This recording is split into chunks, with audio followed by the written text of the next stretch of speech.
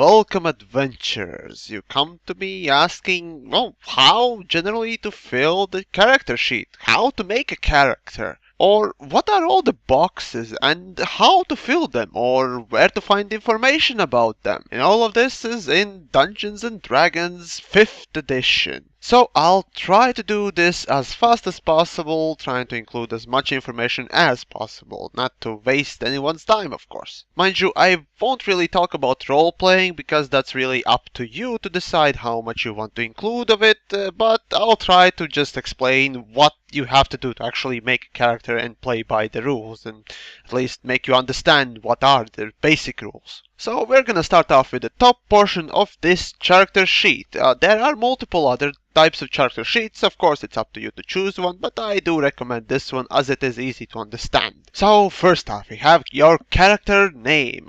It's completely up to you. Either you go by the class, race, or, well, background, name. Well, it's completely up to you. Again.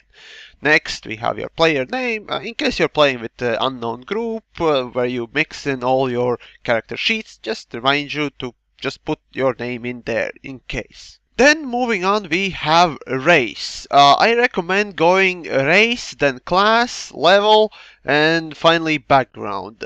This way you go through the player book easily and, well, you don't really have to switch it back and forth. So let's start with race. Mind you, I am using the basic player handbook, so we don't really have that many races in here. Mind you, there are more, but well, for start, let's just go with this. So all race descriptions are found on page 17 of the player handbook. I'll choose human for this one, just to be unoriginal. I have to remind you that every class can be played with every race, so don't you worry if you pick, for example, a Dragonborn rogue, which I actually did in my first ever D&D game.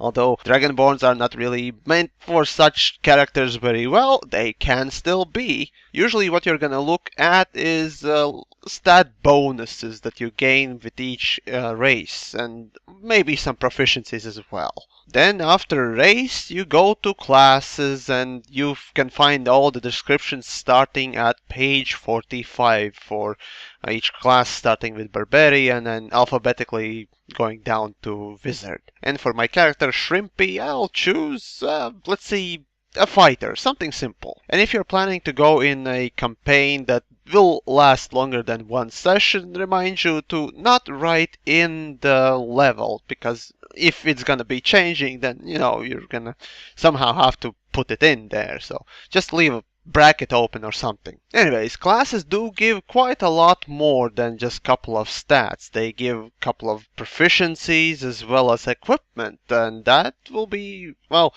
necessary for later on, of course. So carefully read your class's description. Now moving on to backgrounds. On page 121 you can find the start for all the backgrounds and stuff. Mind you, you will have to choose your alignment as well in this portion. For example, I would say that most paladins just play lawful, good, or just good in general, so be careful when you choose paladin anyways. Backgrounds also give proficiencies in a couple of skills, so choose those that don't overlap, because once you gain proficiency in one, you don't really gain more of it. Now, moving to alignment, it's kind of funny that you can have neutral, or just simply neutral with one word. You still have two portions of your alignment, that be lawful, neutral, or chaotic. That would be first portion, and the second portion is whether it's good, neutral, or evil.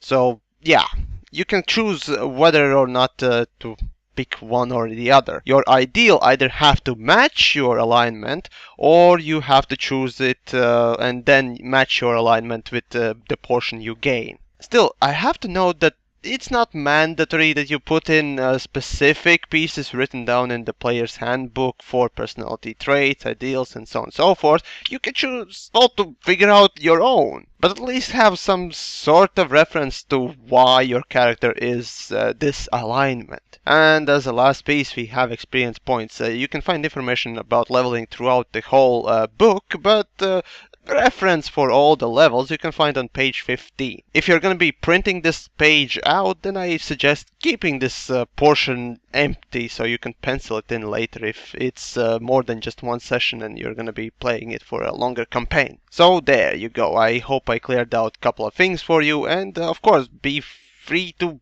check out other parts of my tutorial.